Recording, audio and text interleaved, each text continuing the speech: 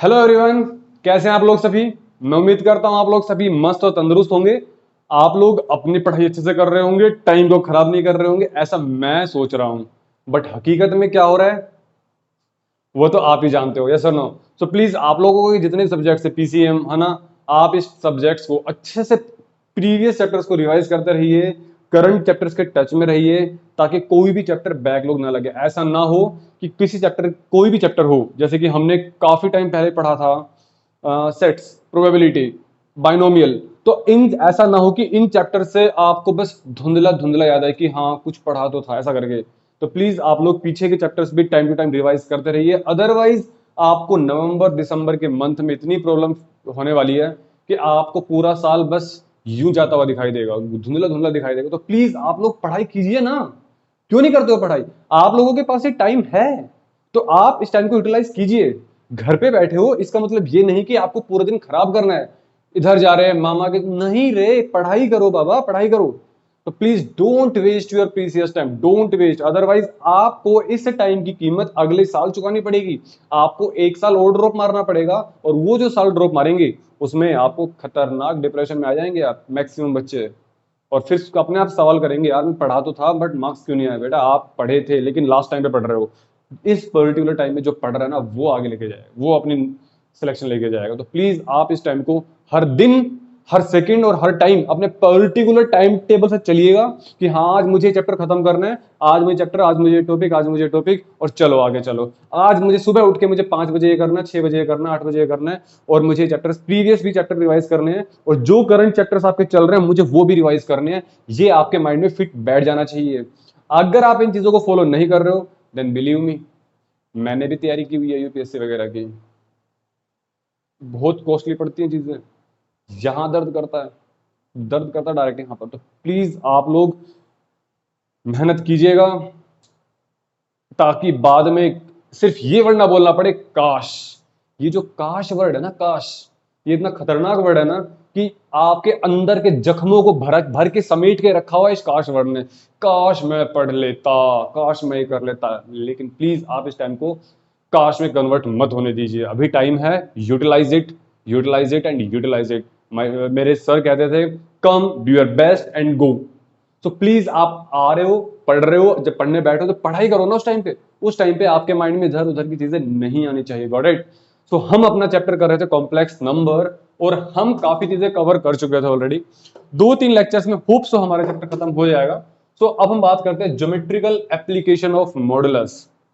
अब मेरी बात सुनिएगा, एक्चुअली में टॉपिक जो हम पढ़ने वाले हैं थोड़ा बहुत वेक्टर से रिलेटेड है, लेकिन आपको डरने की जरूरत नहीं है। मैं थोड़ा बहुत पहले आपको ऑलरेडी बता चुका हूं, बट फिर भी मैं आपको अच्छे से बता देता हूं कि आपके पास ज्योमेट्रिकल एप्लीकेशन में क्या बोला जाता है कि आपके पास लेट से एक एक्स वाई प्लेन है, let you have a plane of x and Y.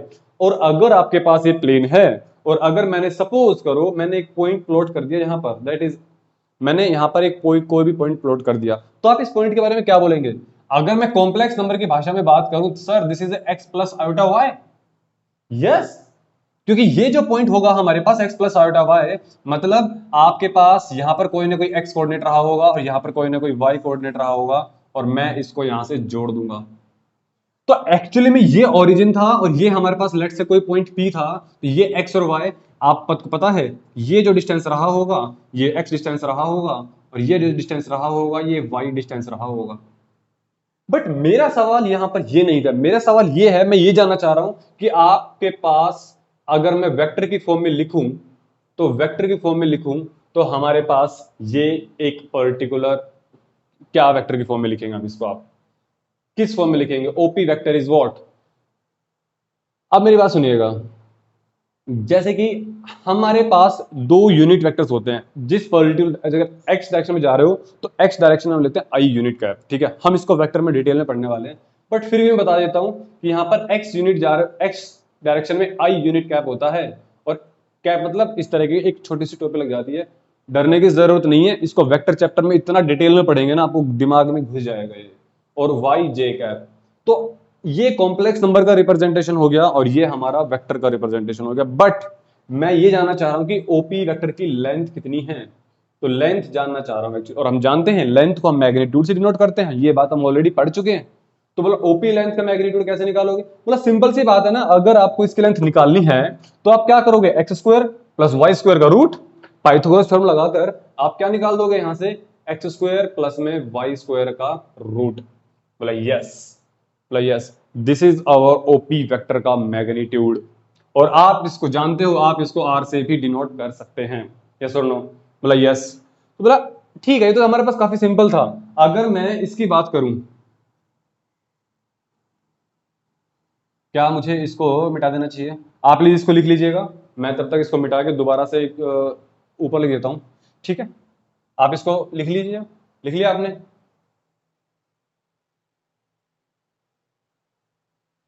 इसको मिटाने से पहले मैं एक बात बता देता हूं आपको।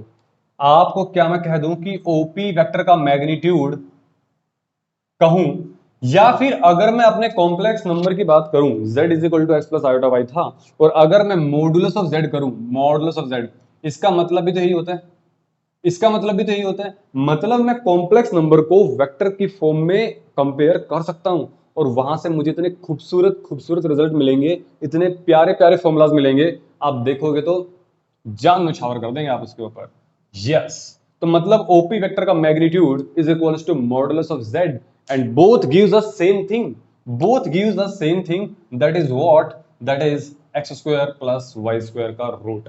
This is the important line, आप प्लीज इसको याद रखिएगा। जब जब मैं बोलूंगा length of a particular distance, तो आपके दिमाग में ये चीज आ जानी चाहिए, मॉडुलस ऑफ z हमें करना है। ठीक है, आप इसको बॉक्स में बनाकर 2 स्टार बना लीजिए, हम चलते हैं आगे। तो अभी तो वेक्टर मेरे पास ओरिजिन से पास हो रहा था, बट अगर मेरे पास कुछ ऐसी कहानी दिख जाए, अगर मेरे पास कोई ऐसा वेक्टर दिख जाए जैसे कि जे वेक्टर मुझे दिख जाए, मतलब कि सपोज करो मेरे पास ये पी पॉइंट है और ये मेरे पास कोई क्यू पॉइंट है, मुझे इस वेक्टर की या फिर इस लाइन की कहानी जाननी है in the form of complex as well as in the form of vector. अगर मैं ये चीज जान पाऊं तो मेरा वेक्टर, और अगर दोनों चीजें सेम आ रही हैं तो कॉम्प्लेक्स और वेक्टर को मैं इजीली कंपेयर करूंगा थ्रू आउट द टॉपिक, और हमारी चीजें इतनी आसान बन जाएंगी ना। जब आप वेक्टर खत्म कर लेंगे और वेक्टर खत्म करने के बाद जब कॉम्प्लेक्स नंबर पर आएंगे, आपको कॉम्प्लेक्स नंबर का टॉपिक हलवा लगेगा, हलवा, ठीक है? और जो हलवा मैं भी खाना पसंद करूंगा, है ना? सो पी क्यू वेक्टर की बात करता हूं मैं एक्चुअली। तो पी क्यू वेक्टर की अगर मैं बात करूं तो ये क्या होगा, मुझे ये जानना है। तो बोला जब हम पढ़ते हैं वेक्टर को, तो आप इस पर्टिकुलर पॉइंट को प्लीज आप ज्वाइन कर दीजिए ओरिजिन से, और आप इसको भी ज्वाइन कर दीजिए ओरिजिन से। ओरिजिन से हमेशा वेक्टर ऊपर की तरफ जाता है, तो हमने इसको ऐसे घुमा दिया, इसको ऐसे घुमा दिया, वेक्टर हम पी क्यू की बात कर रहे हैं, तो ये वेक्टर की एरो भी इधर लग गई, और आपके पास ये देखते देखते खूबसूरत सा ट्राइंगल बन गया। और मैं इसके अंदर यूज करूंगा ट्राइंगल लॉ, और मैं इसके अंदर यूज करूंगा ट्राइंगल लॉ। याद रखना, ट्राइंगल लॉ आप फिजिक्स में भी पढ़ चुके हो, और ट्राइंगल लॉ क्या कहता है, हेड टू हेड मिलेगा और टेल टू टेल मिलेगा। सिर से सिर मिला दो, पैर से पैर मिला दो, ट्राइंगल लॉ बन जाएगा। Head to head, head to head, ये जो वेक्टर जा रहा है, देखो ध्यान से देखो, उधर देखो, जो ये वेक्टर जा रहा है, इस वेक्टर का हेड ये रहा, हेड मतलब सिर। और अगर मैं ये वेक्टर की बात करता हूं तो ये हेड हो गया और ये टेल हो गया, है ना, ये पूंछ हो गई। तो इस वेक्टर का हेड और इस वेक्टर का हेड मिल रहा है, बोला यस। और इस वेक्टर की टेल पूंछ और इस वेक्टर की टेल मतलब पूंछ, दोनों मिल रही है, मतलब ये हमारा ट्राइंगल लो बना के दे देगा। और अगर ट्राइंगल लो बना के दे देगा तो हम ट्राइंगल यूज करेंगे। काफी बच्चे कंफ्यूज होते हैं, मैं सिंपल सी बात बोल रहा हूं, सर से सर मिला दो, पैर से पैर मिला दो, ट्राइंगल लो बन जाएगा। और अगर आपने इसमें ट्राइंगल लो लगा दिया तो बोला OP plus P Q is equal to O Q. बोला क्या बोल रहे हो सर, उधर आराम से देखो कॉपी पन्ने लिख कर, OP plus P Q is equal to में ओ क्यू। बोला यस। और पी क्यू जो वेक्टर मुझे मिलेगा, तो पी क्यू वेक्टर जो मुझे मिलेगा वो क्या मिल रहा है, ओ क्यू माइनस में ओपी वेक्टर। आप प्लीज इस बात को खोपड़ी में घुसा लो कि ओ क्यू माइनस, अगर मुझे पी क्यू चाहिए, वेक्टर में पढ़ेंगे बार बार, O Q minus O. O Q को हम क्या बोलते हैं, ओ क्यू जो भी वेक्टर हमारा स्टार्ट होता है ओरिजिन से, जो भी वेक्टर हमारा स्टार्ट होता है ओरिजिन से, उसको हम बोलते हैं पोजीशन वेक्टर। तो हम इसको क्या बोलेंगे, position vector of Q minus OP vector is what, position vector of P, position vector of P, that is equals to P Q vector, that is equals to P Q vector. बोला okay, लेकिन मेरा काम vector, हम vector नहीं, हम तो complex पढ़ रहे हैं। तो बोला कॉम्प्लेक्स से कैसे कहानी करें? बोला आप एक बात बताइए, अगर आपके पास ये कोई ये कॉम्प्लेक्स नंबर था दैट इज z1, और लेट से आपके पास ये कोई कॉम्प्लेक्स नंबर था Z2, तो Z2 मतलब लेट से 3 + 4 आयोटा, तो 3 यहां पे गए 4 यहां पर गए, ऐसे तो क्या होगा भाई, यहां तक पहुंचने के लिए 3 गया, 3 यूनिट और ये 4 यूनिट। और अगर सपोज इसके लिए बात करूं 1 + 2 आयोटा, एग्जांपल दे रहा हूं, तो 1 यूनिट और 2 यूनिट, तो मुझे इसकी यूनिट, इसकी लेंथ चाहिए, मुझे इसकी लेंथ कैसे मिलेगी, इसकी लेंथ 3 - 1। आप सेक्शन फॉर्मूला से भी आपको दिखता हो रहा होगा, 10th क्लास से कंपेयर, हमने ऐसा कुछ पढ़ा था एक बार, है ना। लेकिन आप ये समझ सकते हो, बोला ठीक है, लेकिन मुझे क्या जानना है, मुझे जानना है PQ वेक्टर की लेंथ। मतलब PQ वेक्टर की लेंथ क्या होगी, अब वो देख लेते हैं। एक बात सुनो मेरी, आप मतलब अगर आपको PQ वेक्टर की लेंथ चाहिए तो, और उसके लिए क्या करना पड़ेगा आपको, मैग्नीट्यूड और position vector of Q। Actually position vector of Q कुछ और नहीं, हमारा कॉम्प्लेक्स नंबर Z2 है, तो आप लोग क्या करोगे, Z2 माइनस, और पोजीशन वेक्टर ऑफ P हमारे पास कुछ और नहीं, एक्चुअली Z1 की कहानी है भाई। देखो ना, ये हमारे पास जो ये कहां तक कैसे पहुंचेंगे, यहाँ पे 3 + 4 आयोटा करके पहुंचेंगे ना, एग्जाम्पल के तौर पर। और हम जानते हैं आगे, अभी थोड़ी देर पहले मैंने पढ़ा कि जो भी हमने देखा था अभी ये कहानी, ये तो हमने ओपी वेक्टर की कहानी क्या देखी थी, ओपी वेक्टर करने के लिए हमें जेड का मैग्नीट्यूड करना पड़ा था, मतलब दोनों तरफ मैग्नीट्यूड, इधर भी इधर भी। तो अगर मुझे पी क्यू वेक्टर की लेंथ चाहिए तो मुझे Z2 - Z1 का मैग्नीट्यूड करना ही पड़ेगा, and that is the most important line of this chapter. मतलब ठीक है, तो ये वेक्टर है और ये हमारा कॉम्प्लेक्स नंबर है, और हम दोनों को कंपेयर बखूबी कर सकते हैं। जब क्वेश्चंस करेंगे आप तो इजीली समझ में आ जाएगा, और वेक्टर्स करेंगे तो आपको तो फिर तो कूट कूट के समझ में आ जाएगा। बोला ठीक है, बोला एक काम करते हैं, मैं यहाँ से कुछ निकालना चाह रहा हूँ, मैं एक्चुअली Z2 - Z1 देखना चाह रहा हूँ कि क्या निकल के आता है। अच्छा, Z2 - Z1 करें या Z1 - Z2, कुछ फर्क पड़ेगा क्या, एक्चुअली नहीं फर्क पड़ेगा। ठीक है, चलो मैं एक काम करता हूँ, लेट से मेरे पास Z1 x1 प्लस में आयोटा y1, आप इसका एग्जांपल मान लो ना, और Z2 को भी आप एग्जांपल मान लीजिए, x2 प्लस में आयोटा y2, x2 प्लस में आयोटा y2। और हम ये चीज जानते हैं कि अगर मेरे पास z = x plus iota y होता है, तो मॉडुलस ऑफ z हमारे पास क्या बन जाएगा, मॉडुलस ऑफ z बन जाएगा x² प्लस में y²। ये चीजें आपको दिख भी रही होंगी, अगर दिख नहीं तो मैं बोल भी रहा हूं, आपको दिख जाएगा, समझ में आ जाएगा। मैं एक काम करना चाह रहा हूं, मैं यहां से Z1 - Z2 निकालना चाह रहा हूं। बोला ऐसा क्यों निकालना चाह रहे हो सर, Z1 - Z2 निकालने का क्या मन में आई, मैं ये निकालना चाह रहा हूं कि Z2 - Z1 मुझे मिलेगा क्या। तो बोला ठीक है ना, अगर मैं माइनस करता हूं तो बोला x1 माइनस में x2 कर दीजिए, और प्लस मैं आयोटा कॉमन निकाल ले रहा हूं, और y1 माइनस में y2 कर लीजिए, कुछ कोई दिक्कत नहीं।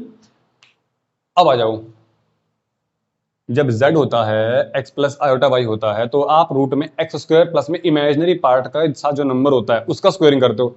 अगर मैं Z1 माइनस Z2 का मोड मैग्नीट्यूड करूं तो क्या मैं कह दूं कि आपके दिमाग में रूट तो आएगा ही आएगा, रियल पार्ट का स्क्वायर। रियल पार्ट कौन है मेरे पास, x1 माइनस x2 का होल स्क्वायर।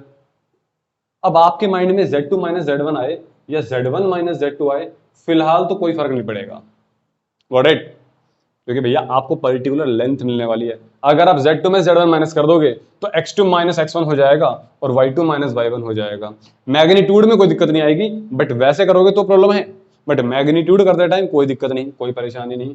और प्लस में क्या कर देंगे आप, y1 माइनस y2 का whole square, and this is your equation number 2 जो आपको याद रखनी है, जो कि काफी इंपॉर्टेंट फॉर्मूला आपके सामने बनकर आ रहा है। इस पर्टिकुलर चीज से आप बड़े बड़े जेई मेंस एडवांस के क्वेश्चन यू निपटा दोगे। तो प्लीज आपको याद रखना पड़ेगा कि अगर कोई पीक्यू वेक्टर है और अगर आपको उसको लेंथ निकालनी है, उस पर्टिकुलर चीज की लेंथ निकालनी है, तो आपको कुछ नहीं करना, सिर्फ उस पर्टिकुलर कॉम्प्लेक्स नंबर को माइनस कर दीजिएगा, Z1 माइनस Z2 और उसका मैग्नीट्यूड, और उसका मैग्नीट्यूड हमारे पास कुछ इस तरीके से होता है, लाइक डिस्टेंस फॉर्मूला, क्योंकि आपने क्लास 10th में डिस्टेंस फॉर्मूला पढ़ा था। तो प्लीज आप इस चीज को नोट कीजिएगा, तब तक हम बढ़ते हैं आगे, मैं इसको रब कर दे रहा हूं, ठीक है। So now I want to find the equation of perpendicular bisector। इस चीज का काफी बार यूज होता है, बार बार होता है और अनेक बार होता है। Equation of perpendicular bisector, what do you mean by perpendicular bisector, you know very very very very well. अगर मेरे पास एक एक्स वाई प्लेन है let's say I have a plane of x y, और अगर सपोज करो मेरे पास कोई भी एक लाइन बनी हुई है, कैसे बना लो, फिलहाल तो मैं इसको पैरेलल टू एक्स एक्सिस जैसे ही बना रहा हूं।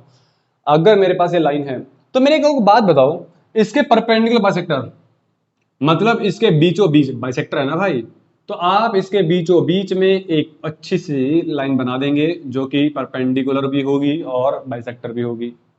एक्चुअली लाइन मेरे पास कौन सी थी, ये थी, और मैंने एक परपेंडिकुलर बाइसेक्टर लाइन बना दी। चलो इसको मैं डैशिंग लाइन बना देता हूं, डैशिंग लाइन, ठीक है, मैंने एक डैशिंग लाइन बना दी। बोला मुझे कुछ जानना है, बोला एक बात बताओ, ये कोई ना कोई तो कॉम्प्लेक्स नंबर रहा होगा। लेट से ये हमारे पास कोई z1 रहा होगा, जैसे कि एग्जांपल के तौर पे 1 + 2 आयोटा, तो 1 + 2 आयोटा में इसके कोऑर्डिनेट 1 और 2 हो गए। अगर मैं बी कोऑर्डिनेट की बात करूं, लेट से मेरे पास कोई ना कोई दूसरा कॉम्प्लेक्स नंबर रहा होगा जिसकी मैं z2 बोल दे रहा हूं। एक बात बताओ, एक बात बताओ, अगर मैं इस पर्टिकुलर लाइन पे कहीं पर भी एक पॉइंट ले लूं, कहीं पर भी एक पॉइंट ले लूं, और मैं अगर इन दोनों को ज्वाइन करूं, इसको मैं पी दे देता हूं, तो जरा मुझे बताना, क्या पी ए और पी बी इक्वल होगा क्या? पी ए और पी बी इक्वल होगा क्या? यस, 90 डिग्री, दोनों इक्वल, और ये कॉमन हो गया, नहीं हो गया, साइड एंगल साइड है ना, तो बाई ट्राइंगल्स कॉन्ग्रुएंट, और हमारे पास ये साइड इसके इक्वल हो गई, और अगर ये दोनों साइड आपस में इक्वल हो गई तो मैं यहां पे क्या लिखूंगा, P A is equals to में पी बी। लेकिन मुझे तो इसके लेंथ की बात करनी है, क्योंकि मुझे पी पीबी से क्या मतलब, इसकी लेंथ कितनी होगी और इसकी लेंथ कितनी होगी। सपोज करो ये हमारे पास कोई एक नया कॉम्प्लेक्स नंबर आ गया, that is Z, that is Z. सब कुछ कॉम्प्लेक्स नंबर की कहानी में चल रहा हूं मैं, अब कंपेयर कर रहे हैं वेक्टर से, तो मैंने मान लिया जेड। अच्छा एक बात बताओ, अभी थोड़ी देर पहले आपने एक बात कही थी बड़ी खूबसूरत सी, कि सर अगर कुछ ऐसा हो, ये Z1 है, ये Z2 है, तो सर इस चीज की लेंथ है ना मेरे पास Z1 - Z2 हो जाएगी। अभी तो कहा आपने, पीछे 2 मिनट पीछे रिवाइंड करो, हमने एक पर्टिकुलर इक्वेशन की लाइन को हमने कुछ ऐसे लिखा था, Z1 - Z2 का मैग्नीट्यूड। लेकिन अब हमारे पास लाइन पी ए है, और पी ए की जो लाइन की डिस्टेंस होगा वो क्या बनेगा, Z - Z1 का मैग्नीट्यूड। तो ये जो लाइन बनेगी मेरे पास Z1 - Z2 का मैग्नीट्यूड बन जाएगा, और पीबी की जो लाइन बनेगी, लेंथ बनेगी पीबी की, ये Z - Z2 का लेंथ डिस्टेंस बन जाएगा। Z1 Z2 मेरे पास कोई एक कॉम्प्लेक्स नंबर है, ये आपके पास इक्वेशन ऑफ परपेंडिकुलर बाइसेक्टर है। मैं आपको एक बड़ा खूबसूरत सा क्वेश्चन करके दिखा देता हूं, आपके माइंड में सब कुछ घुस जाएगा। एग्जांपल देता हूं, लेट से मैंने कहा Z - 5 आयोटा, चलो यहां पर 5 आयोटा नहीं, यहां पे 3 ही कर लो, और Z माइनस, चलो यहां पे 6 नहीं 7 कर लो। तो यहां पर जो Z1 है वो 3 है, मतलब आपके पास एग्जांपल दे रहा हूं मैं, मतलब Z माइनस एक्चुअली में कुछ ये ऐसा है, क्योंकि कॉम्प्लेक्स नंबर में इमेजिनरी पार्ट अगर नहीं है तो वो 0 बन जाएगा ना, और इधर हमारे पास Z - 7 प्लस में 0 आयोटा। तो आपको इन दोनों ये Z1 हो गया, Z2, Z1 Z2 के बीच वाली लाइन होगी, वो हमारे पास Z है जी। अब इधर ध्यान से देखो जी, आपको अब आने वाला है मजा। 3 + 0 आयोटा, प्लीज आप 3 को लोकेट कीजिएगा, 1 2 3, ये सर 3 को लोकेट कर दिया। 7 + 0 आयोटा, सर 7 हो गया, और 3 और 7 के बीच में लाइन जाने वाली 5 से पास होगी, मतलब यहां पर हमारे पास 5 हो गया, और this is your equation of perpendicular bisector. अब मतलब ये हमारे पास इक्वेशन ऑफ परपेंडिकुलर बाइसेक्टर है। इस इक्वेशन का ग्राफ आपके पास ये बन रहा है, दैट इज द इंपॉर्टेंट। अगर यहाँ पे 3 + 2 आयोटा होता, तो मैं यहाँ पे 3 + 2 आयोटा कहीं ना कहीं यहाँ पर हमारे पास पॉइंट आ जाता, और फिर मैं इसमें और इसमें परपेंडिकुलर बाइसेक्टर कुछ ऐसा डाल देता, वो मेरे पास आ जाता। यहां पर मेरे पास Z है, वो ये है। कुछ समझ में आ रहा होगा, और समझ में आएगा जब हम करेंगे अपने बेहतरीन बेहतरीन क्वेश्चंस। तो प्लीज आप तब तक इस वीडियो को पॉज करके नोट डाउन कीजिएगा, हम आगे चलते हैं, ठीक है। That is the most important line, मैं इसको बार बार यूज करूंगा, बार बार मैं प्रूफ नहीं कराने को, इस चीज को याद रखिएगा, मॉडुलस ऑफ Z - Z1 का मैग्नीट्यूड और Z - Z2 का मैग्नीट्यूड, काम खत्म, ठीक है। तो वीडियो को पॉज करके नोट डाउन कीजिएगा। तो हमारे पास एक बेहतरीन क्वेश्चन आया, Z - 5 आयोटा और Z + 5 आयोटा, इसका ऊपर मॉडुलस, बोल रहा है कि कहाँ लाई करने वाला है। एंड ऑप्शंस में आपके पास X axis, Y axis, circle passing through origin, कुछ इस तरीके के ऑप्शंस थे। तो बोल रहा है ये जो आपके पास चीज है ये एक्चुअली लाई कहाँ कर रहा है। तो बोला ऐसे तो आपको ग्राफ देखो, कॉम्प्लेक्स नंबर ना अब ग्राफ पे चलेगा, ठीक है ना। ग्राफ अगर आपको बनाना आ गया ना तो इट मीन्स आपको नहीं आ पार। तो बोला ठीक है, जो z माइनस फाइव आयोटा अपन में z प्लस फाइव आयोटा। बोला अच्छा, इसमें तो प्रॉपर्टी लग रही है। बोला कौन सी प्रॉपर्टी लग रही है। बोला अगर मेरे पास z माइनस फाइव आयोटा का मॉडुलस नीचे और मैंने इसका मॉडुलस नीचे तोड़ दिया, आप इस तरीके से मॉडुलस को ब्रेक कर सकते हैं। बोला अगर आपने मॉडुलस को ब्रेक कर दिया तो आप इसको उधर मल्टीप्लाई कर दीजिए, z माइनस फाइव आयोटा और z प्लस फाइव आयोटा। मेरी बात का यकीन कीजिए, आप सिर्फ इस इक्वेशन तक तभी पहुंच पाओगे जब आपने ये टॉपिक ढंग से पढ़ रखा होगा, वरना हवा नहीं लगेगी कि क्या हो रहा है, सब कुछ यहां से होकर निकल जाएगा। फिर कहोगे पता नहीं सिलेबस में सर था ही नहीं है, पता नहीं कहां से आ गया क्वेश्चन। तो बोला ठीक है, आप इसको प्लॉट नहीं कर सकते क्या, आप कोई इक्वेशन देखी देखी नहीं लग रही, देखी देखी लग रही है। बोला मतलब इसको जब आप कंपेयर करेंगे तो z माइनस जेड वन और z माइनस जेड टू, जब आप इसको कंपेयर करने बैठेंगे तो आपको मैं बता दूं कि कहां पे बताना जरा, कॉम्प्लेक्स नंबर पहले वाला फाइव आयोटा। देखो माइनस फाइव आयोटा नहीं है भाई, माइनस फाइव आयोटा नहीं है, प्लस का फाइव आयोटा लेंगे, क्योंकि आप इसको जब इससे कंपेयर करेंगे ना, जब आप इसको इससे कंपेयर करेंगे तो z1 की वैल्यू 5 आयोटा आ रही है, और 5 आयोटा मतलब y एक्सिस पर। तो भैया y एक्सिस पे मतलब यह यहां पर कहीं ना कहीं मेरे पास 5 आयोटा हो गया, और z minus z two that is 5 iota. और लेकिन यहां पर 5 आयोटा प्लस का नहीं माइनस का लिया जाएगा, क्योंकि आप इस z प्लस 5 आयोटा को कुछ इस प्रकार लिखेंगे। तो यहां पर z2 की वैल्यू माइनस 5 आयोटा, मतलब हमारे पास नीचे की तरफ माइनस 5 आयोटा हो गया। ये आपके पास एक पर्टिकुलर लाइन है, और ये जो पर्टिकुलर लाइन है इसका परपेंडिकुलर बाइसेक्टर आप जानते हो बिल्कुल ओरिजिन से पास करते हुए जाएगा, और जो कि हमारे पास एक्स एक्सिस ही बन जाएगा। This is your perpendicular bisector line. और परपेंडिकुलर बाइसेक्टर लाइन मतलब x इज इक्वल टू नहीं, y इज इक्वल टू 0, मतलब ऑन द x एक्सिस। कुछ खोपड़ी में बात घुसी तो आपके पास ऑप्शंस थे the x axis, y axis, तो दो ऑप्शन होता है, x axis is your answer, ठीक है ना। ये आपका लाई कहां कर रहा है, x एक्सिस के ऊपर लाई कर रहा है। 22 मिनट ऑलरेडी हो चुके हैं, तो आपके भेजे में कुछ घुस रहा है नहीं घुस रहा है, ठीक है। तो प्लीज आप इस क्वेश्चन को नोट डाउन कीजिएगा, और प्लीज कॉन्सेप्ट को अच्छे से पकड़ लीजिएगा, धीरे धीरे हम लेवल बढ़ा देंगे कॉम्प्लेक्स नंबर में। ये सब आपके एनसीईआरटी में नहीं है, क्योंकि आप लोग कर रहे हैं आईआईटी जेईई की तैयारी, ठीक है। मैं इसको मिटा दे रहा हूं, ठीक है। चलो, तो अगर मैं आपको अब थोड़ा सा एक क्वेश्चन सिखा देता हूं, मैं आपको बता देता हूं कि अगर मेरे पास एक क्वेश्चन है z minus two is greater than z। बोला इनइक्वालिटी कहां से आ गई। बोला आपने क्या इनइक्वालिटी चैप्टर पढ़ा है, ट्वेल्थ वाले बच्चे, जो भी ट्वेल्थ वाले बच्चे भी हैं वो सब तो पढ़ चुके हैं लीनियर इनइक्वालिटी क्लास 11th में। बट जो भी क्लास 11th में है, इससे अगला चैप्टर, ये चैप्टर नंबर 5th है, और 6th चैप्टर आपका एनसीईआरटी के अकॉर्डिंग लीनियर इनइक्वालिटी ही आता है, ठीक है। और इसकी इंपॉर्टेंस भी काफी है, क्योंकि क्वेश्चन में काफी यूज होता है। मतलब मुझे इसको प्लॉट करना सीखना है, ट्वेल्थ वाले बच्चे सीख जाएंगे आराम से, 11th वाले बच्चे थोड़ा ध्यान सुनना। बोला मुझे एक चीज साफ साफ दिख रही है भैया, क्या दिख रही है साफ साफ, ये जो दिख रहा है मेरे को, ये मेरे पास कुछ इस प्रकार है।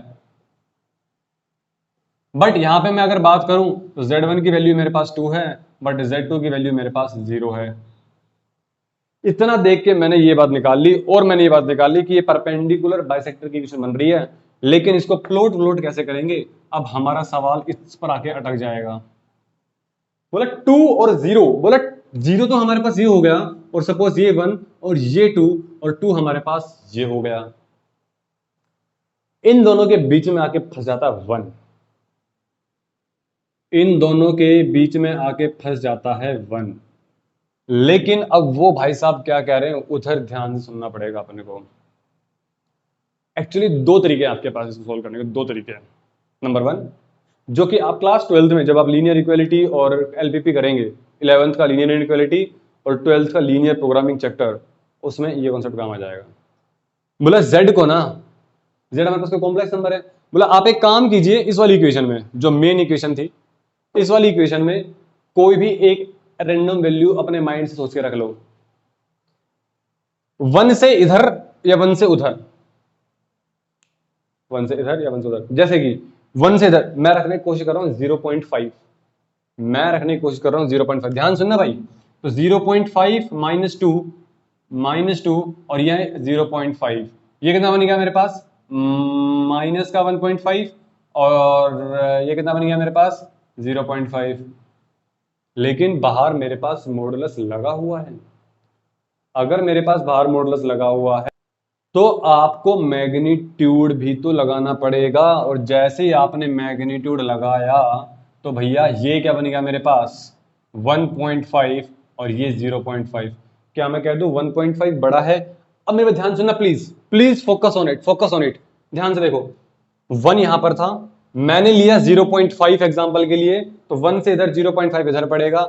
अगर आपने इसके लेफ्ट हैंड साइड में कोई पॉइंट लिया और वो बिल्कुल सही बात निकाल के देता है, ये हमारे पास कौन था, परपेंडिकुलर बाइसेक्टर, तो आपने ये वाला पॉइंट लिया 0.5 और बात बिल्कुल सही निकली, मींस स्टेटमेंट इज ट्रू, तो आप इसी के साइड वाला ही पोर्शन ले लेंगे। This is the way to draw a graph, this is the way to draw a graph, मतलब इस तरफ वाला सारा का सारा पोर्शन आपका इसमें सिमट जाएगा इस वाली पर्टिकुलर इक्वेशन में। इनइक्वालिटी का मतलब ये होता है भाई। और वैसे भी आपको देखने में साफ साफ पता चल रहा है कि 0 से आपके पास बड़ा होना चाहिए और 2 से छोटा होना चाहिए। तो 0 से बड़ा, लेकिन 2 से छोटा होने का मतलब आपका कॉम्प्लेक्स नंबर जो बाइसेक्टर है उससे छोटा होना चाहिए। लेकिन ये बात काफी बच्चों को समझ में कम आती है, बट मैं इसलिए इसको कंपेयर कर दे रहा हूं लीनियर इनइक्वालिटी से, लीनियर प्रोग्रामिंग चैप्टर से, और आप इस चीज को बखूबी समझ जाएंगे। एक बार रिवाइज कर देता हूं, या फिर आप वीडियो को रिवाइंड कर लीजिए एक बारी। मैंने कोई भी इस पर्टिकुलर 1 वैल्यू के अलावा, ये पॉइंट 1 था, इस 1 के इधर आप चाहो तो उधर भी चेक कर सकते हो। जैसे कि अगर मैं यहाँ पे 1.5 चेक करूं, 1.5 डाल के देखो, ठीक है ना। अगर वो बात सही निकल जाती है तो हमारी बात हम चलो मैं एग्जांपल देता हूं आपको मैं, ठीक है। ये हमारे पास 2 था, तो हमने 1 के ऊपर परपेंडिकुलर बाइसेक्टर बनाया। मैं एक्चुअली चेक करना चाह रहा हूं 1.5 को लेके। अगर बात 1.5 पे सही निकली तो भैया मैं इस इक्वेशन के इधर वाला ग्राफ ले लूंगा, और अगर बात झूठी निकली तो मैं इधर ना जाके इसके अपोजिट साइड चला जाऊंगा। जैसे कि मैं चेक करना चाह रहा हूं 1.5 पे, तो मॉडुलस ऑफ 1.5 - 2 और ये 1.5, मैं एक्चुअली इस लाइन के इधर जाके चेक करना चाह रहा हूं। तो 1.5 में से 2 गया तो माइनस का 0.5, और ये हमारे पास 1.5, और ये कितना बन गया 0.5। जरा बताना क्या डेढ़ डेढ़ बड़ा होता है 0.5 बड़ा होता है? होता तो हमारे पास 1.5 बड़ा है, लेकिन दिखा क्या रहा है 0.5 बड़ा। ये स्टेटमेंट क्या होगी, गलत। और अगर ये स्टेटमेंट गलत हो गई, अगर ये स्टेटमेंट गलत हो गई, मतलब आपने पॉइंट लिया उधर, आपने पॉइंट लिया उधर और स्टेटमेंट होगी गलत, तो उधर ना जाएंगे हम, इधर आ जाएंगे। बात तो भैया वही पढ़ने वाली है, बात तो भैया वही पढ़ने वाली है जो हमने एलपीपी में पढ़ा, जो हमने इनइक्वालिटी में पढ़ा।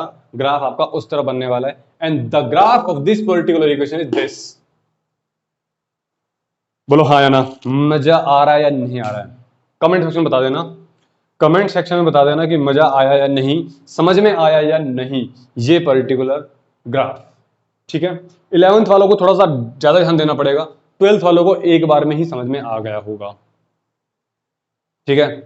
तो आपसे कुछ पूछा था इस क्वेश्चन में क्या, मतलब प्लॉट करना था, बस प्लॉट करना था, प्लॉट कर दिया, खत्म, मोज लो। अब हम चलेंगे नेक्स्ट क्वेश्चन के ऊपर। प्लीज तब तक आप इस वीडियो को पॉज करके नोट डाउन कीजिएगा, और समझ में नहीं आया तो प्लीज आप वीडियो को 5-7 मिनट पीछे जाओ, देखो, अच्छी खासी फैसिलिटीज मिली हुई हैं आपको डिजिटली, मौज करिए जिंदगी में पढ़ाई के साथ साथ। मैं अगर आपको अगला इक्वेशन बोलता हूं, अब मेरी बात सुनो, मैं एक्चुअली अब चाह रहा हूं equation of A line segment. हमने परपेंडिकुलर बाइसेक्टर पढ़ लिया, अब मैं जानना चाह रहा हूं इक्वेशन ऑफ लाइन सेगमेंट। एक बात बताओ, अगर आपको एक इक्वेशन ऑफ लाइन सेगमेंट जाननी है, मतलब सपोज करो मेरे पास यहां पर कोई एक बिंदु है और इस बिंदु से इस बिंदु तक की मुझे एक लाइन के बारे में जानना है, तो मुझे एक्चुअली ए बी के बारे में जानना है। तो बोला ठीक है, मैं एक काम करता हूँ, बीच में, या फिर बीच में छोड़ो, कहीं पर भी,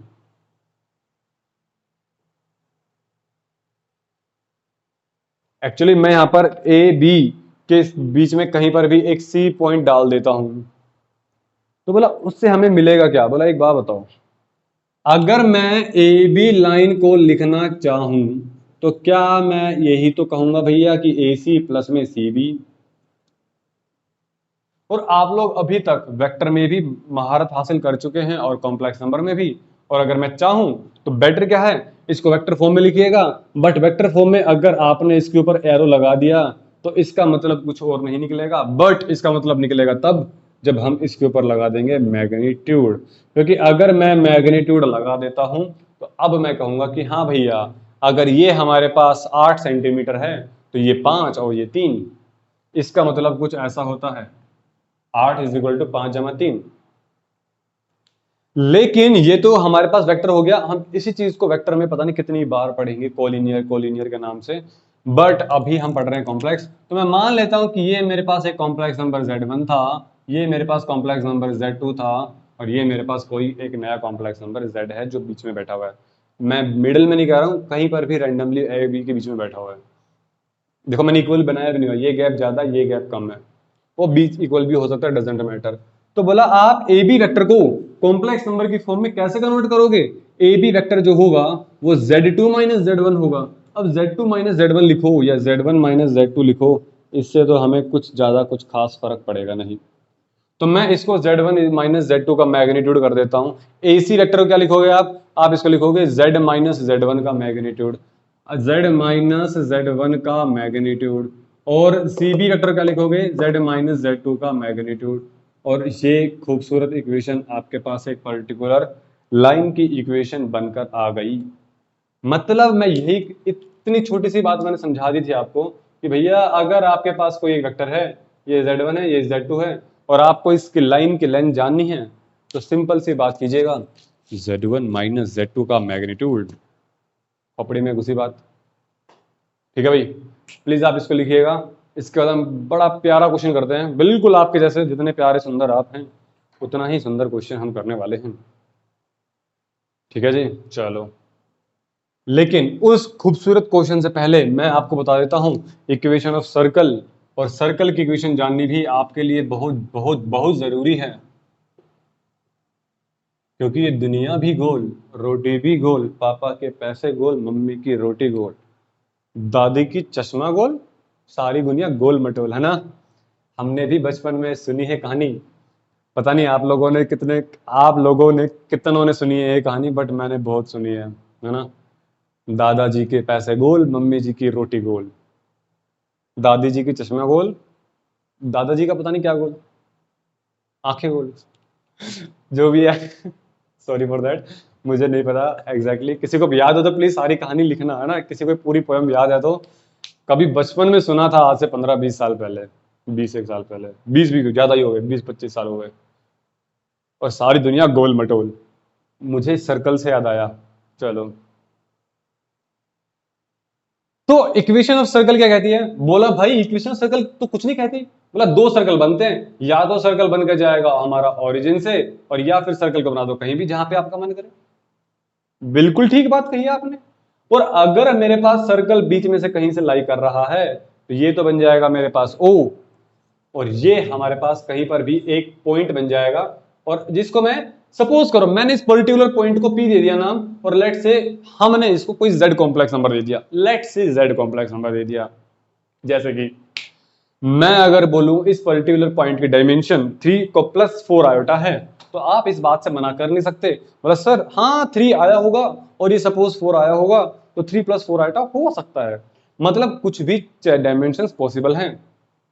बोला ठीक है। तो बोला आप मुझे एक बात बताओ, आप इस पर्टिकुलर वेक्टर की, आप मुझे इस पर्टिकुलर सर्कल की इक्वेशन अगर लिखनी है तो आप तो लिखते हो x² प्लस में y² = r²। ये तो होती है सर्कल की इक्वेशन। और अगर r² मैं इसको पहले सीधा लिख देता हूं, और अगर मैं यहां से r निकालना चाहूं तो एक्स स्क्वायर प्लस में वाई स्क्वायर का रूट। अभी तो आपने पढ़ा 5-7 मिनट पहले, बोला क्या पढ़ा, अगर मुझे ओपी वेक्टर निकालना है, मुझे इधर लिखना पड़ेगा, ओपी वेक्टर अगर मुझे निकालना है तो बोला ओपी वेक्टर भी छोड़ो, अगर मुझे ओपी वेक्टर का मैग्नीट्यूड निकालना है तो बोला आप इस पर्टिकुलर कॉम्प्लेक्स नंबर का क्या कर दीजिएगा, मैग्नीट्यूड।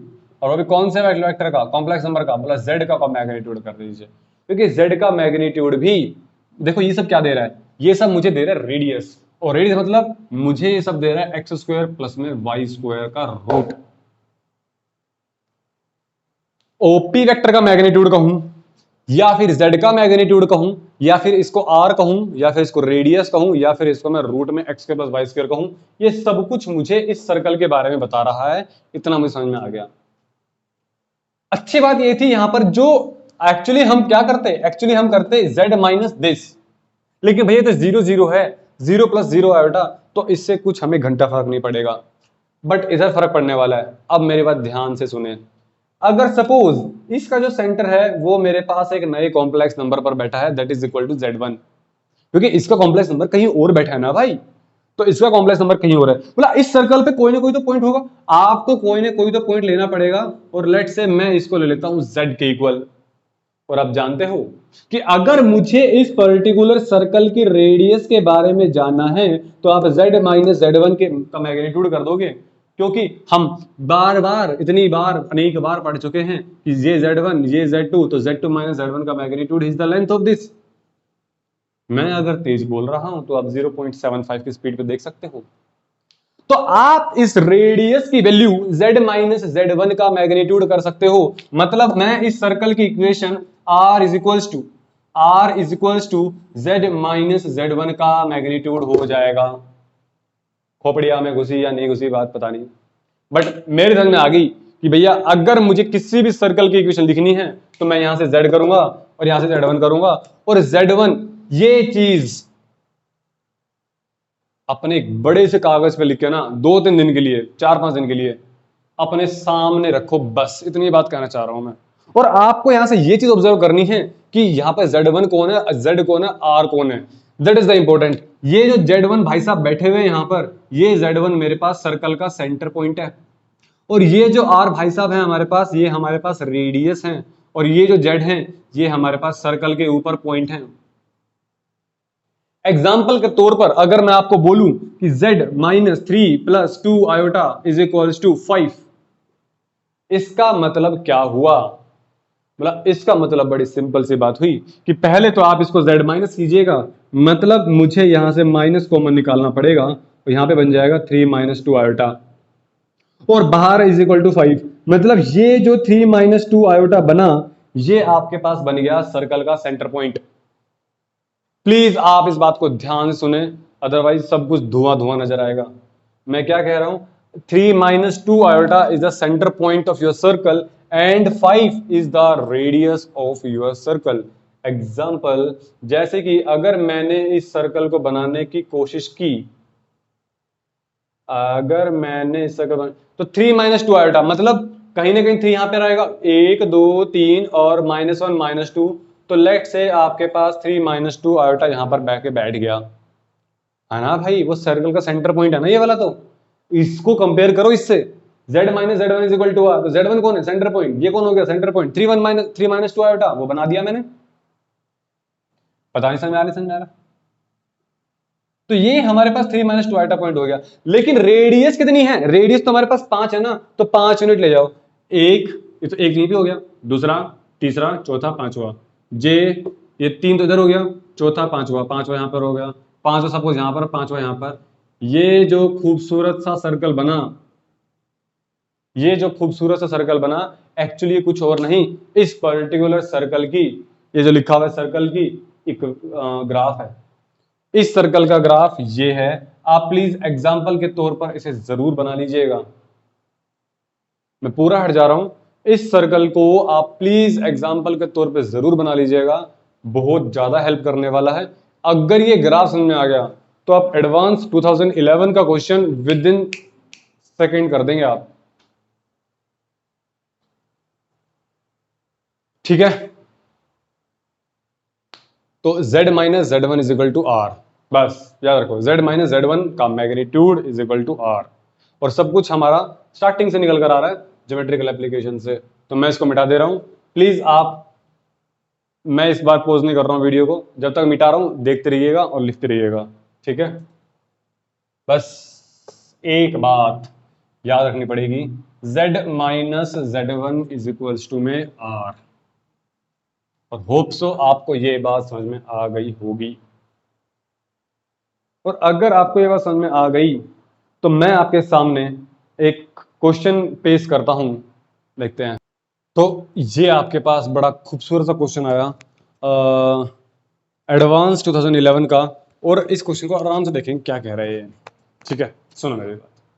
बोला if z is an a complex number, बोला ठीक है मान ली तुम्हारी बात, सेटिस्फाइंग दिस, आपको पहले इस पर्टिकुलर ग्राफ के बारे में सोचना पड़ेगा कि ये क्वेश्चन ग्राफ कैसे बनेगा इस इक्वेशन का। मतलब किसका ग्राफ बनाना है मुझे, मुझे ग्राफ बनाना है z minus three minus two iota का मॉडुलस और ये 2।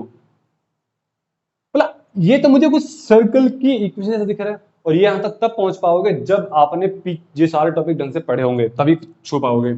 बोला z माइनस ही होता है ना, मतलब सबसे पहले तो मुझे माइनस साइन कॉमन निकालना पड़ेगा, और ये बन जाएगा 3 प्लस 2 आयोटा। अब मैं कह सकता हूं कि z1 इज दिस, और this one is nothing else, this is our centre point of a circle, and this is nothing else, this is our radius of a circle. बोलो हाँ या ना। हमने इस चीज को बड़े प्यार से देखा, बोले ठीक है ना, तो प्लॉट कर दीजिए। बोला कहां पर है जी, बोला 3 प्लस 2 आयोटा, मतलब 1 2 3, 1 2 अज, तो ये हमारे पास सर्कल का हो गया सेंटर पॉइंट। और what is the radius, radius है 2 यूनिट, तो भैया 1 यूनिट 2 यूनिट, ये 2 पॉइंट हो गया, 1 यूनिट 2 यूनिट ये यहां पर हो गया, 1 यूनिट 2 यूनिट ये यहां पर हो, थोड़ा सा इधर ये यहां पर हो गया, और 1 यूनिट 2 यूनिट ये यहां पर हो गया।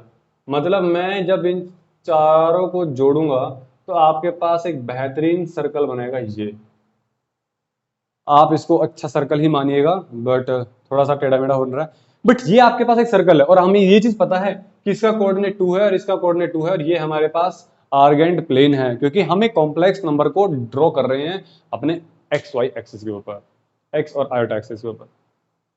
बोला ठीक है, लेकिन उसने इनइक्वालिटी और दे रखी है, उसने एक चीज और दे रखी है इनइक्वालिटी, मतलब वैसे साफ साफ अगर देखो तो दिख जाएगा भैया 2 से छोटा, 2 से छोटा, कम कम कम, मतलब सर्कल के अंदर, और इक्वल टू भी दे रखा है, मतलब ऑन द सर्कल के ऊपर भी। अब इसका जो ग्राफ बनेगा भैया, ये तो सर्कल के अंदर बनेगा, या सर्कल से, या सर्कल के अंदर बनेगा, या सर्कल के बाहर बनेगा। अब सर्कल के अंदर बनेगा कब बनेगा, जब 2 रेडियस से कम होगा, मुझे साफ साफ दिख रहा है। और अगर फिर भी समझ में ना आती बात, तो भैया z की जगह कुछ और पुट करके देख लीजिए, आप z की जगह कुछ और पुट करके देख लीजिए, तब भी आपकी बात बन जाएगी। जैसे कि अगर मैं z की जगह पर 0 0 पुट करता हूं, मतलब एक z एक ऐसा कॉम्प्लेक्स नंबर मान लेता हूं जो कि 0 प्लस 0 आयोटा होता है, तो क्या होगा, मैं उससे भी करके देख लेता हूं। बट जो बच्चे समझ सकते हैं वैसे समझ लो यार, क्यों फालतू में टाइम वेस्ट करना। 2 से छोटा दिख रहा है, और 2 से छोटा मतलब सर्कल के अंदर, मतलब ये वाला पोर्शन हो जाएगा। बट फिर भी कुछ बच्चों को समझ में नहीं आएगी ये बात, तो हम अपना एलपीपी वाला फॉर्मूला लगाते हैं, कॉन्सेप्ट लगाते हैं। आप z की जगह पे 0 पुट कर दीजिए, 3 प्लस 2 आयोटा, और यहाँ पर ये तो 3 प्लस 2 आयोटा बचा इधर मेरे पास, और इसका मैग्नीट्यूड, और ये, और जब इसका मैग्नीट्यूड करेंगे, आप जानते हो इसका मैग्नीट्यूड होगा रूट में 3 स्क्वायर प्लस 2 स्क्वायर, है ना, यहाँ लिख देता हूँ, रूट में 3 का स्क्वायर 2 का स्क्वायर, और ये हमारे पास हो गया 2। सोल्व करना चाहिए इसको 13, और ये कितना हो गया मेरे पास 2। क्या आपको ये बात समझ में आ रही है कि ये हमारे पास कितना बन के दे रहा है, ठीक है। तो ये हमारे पास बन के दे रहा है √13, और मतलब ये स्टेटमेंट हमारे पास क्या गलत है या सही है, आपको नीचे दिख जाना चाहिए √13, यहां लिख देता हूं, ऐसा निकल कर आया, और इसकी वैल्यू कुछ और नहीं 3 पॉइंट समथिंग समथिंग होगी, मतलब 2 से बड़ी, तो 2 से बड़ी है, लेकिन ये जो इनइक्वालिटी लगी हुई है ये गलत है ना भाई, 2 थोड़ी ना बड़ा होगा, बड़ा तो ये होना चाहिए 3 पॉइंट समथिंग समथिंग, मतलब इनइक्वालिटी कुछ ऐसे लगनी चाहिए थी। अब मेरी बात ध्यान सुनो, आपने कौन सा पॉइंट लिया था 0 0, देखो ना, आपने z पॉइंट लिया था 0। अगर आपने ये पॉइंट लिया और अगर बात सही होती, ध्यान सुनो, अगर आपने 0 0 पॉइंट लिया और बात सही होती तो मैं 0 0 को शेड कर देता, लेकिन आपने 0 0 पॉइंट लिया, मतलब सर्कल से बाहर पॉइंट लिया और आप निकले झूठे, means false, statement is false. तो आप सर्कल के बाहर नहीं, सर्कल के अंदर जाएंगे। बोला यस, समझ में आ गई। बोला ठीक है, तो इसको ना समझते ये तो क्यों इतना लंबा करना, लेकिन ये बच्चे तभी करें जब आप चीजों को, आपको चीजों के बारे में नहीं पता है। तो बोला ठीक है, तो सर्कल के अंदर हो गया। बोला पहले तो मुझे ग्राफ बनाना चाहिए और ग्राफ बनाना मैं सीख चुका हूं। अब तो मैं किसी भी कॉम्प्लेक्स नंबर का ग्राफ बना दूंगा। और अगर मेरे पास अब मुझे इसकी कहानी जाननी है, मुझे अब नीचे वाले की कहानी जाननी है कि ये नीचे वाला क्या कहना चाह रहा है। बोला ठीक है, इसके बारे में जान लेते हैं। बोला क्या कहना चाह रहा है ये? बोला 2z माइनस में 6 प्लस 5 आयोटा। बोला ये तो 2 तो कभी होता ही नहीं है। तो बोला पहला स्टेप, बोला 2 को तो बाहर निकाल दो भाई चुपचाप, 2 को तो बाहर निकाल दो चुपचाप। ये बन जाएगा कुछ ऐसे। बोला z माइनस z1 होता है, तो बोला इसको तो पहले ब्रैकेट में बंद करो। तो अगर मैं इसको ब्रैकेट में बंद करने की सोचूं तो 3 माइनस 5/2 आयोटा, और ये बन जाएगा। अब मैं इसको प्लॉट करने की सोचूंगा, ये हमारे पास z1 हो गया। मतलब इस पे आ जाओ, अब इस पर आ जाओ। बोला एक बात बताओ, 3 माइनस 5 आयोटा, क्योंकि सेंटर पॉइंट, ये जो भी सर्कल बन रहा है, जो भी सर्कल बन रहा है, देखो एक्चुअली इधर कुछ होता तो रेडियस का हाफ हो जाता। बात समझ आ रही है? तो एक्चुअली मैं 3 माइनस 5/2 को प्लॉट करना चाह रहा हूं इस ग्राफ के ऊपर। तो 3 तो यही हो गया, और 5/2 मतलब ढाई, ढाई। तो 5/2 है ना, तो 1 2 और 3, तो 5/2 हमारे पास। लेकिन इसको 2 को हमें ध्यान में रखना पड़ेगा। बोला इस 2 को ध्यान में कैसे रखेंगे आप इस पर्टिकुलर पॉइंट 2 को ध्यान में कैसे रखेंगे? लेकिन मैं इसको पहले प्लॉट कर देता हूं। 3 माइनस 5/2, ये 1 हो गया, ये 2, तो कहीं ना कहीं 2.5 यहां पर आ जाएगा।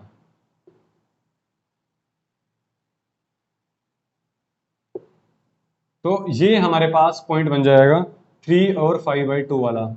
मतलब मैं ये कहना चाह रहा हूं, ये डिस्टेंस आपके पास 3 है, लेकिन ये जो डिस्टेंस आपके पास आ रहा है, ये मेरे पास 5/2 ही है। ये डिस्टेंस मेरे पास 5/2 ही है। बोला अच्छा।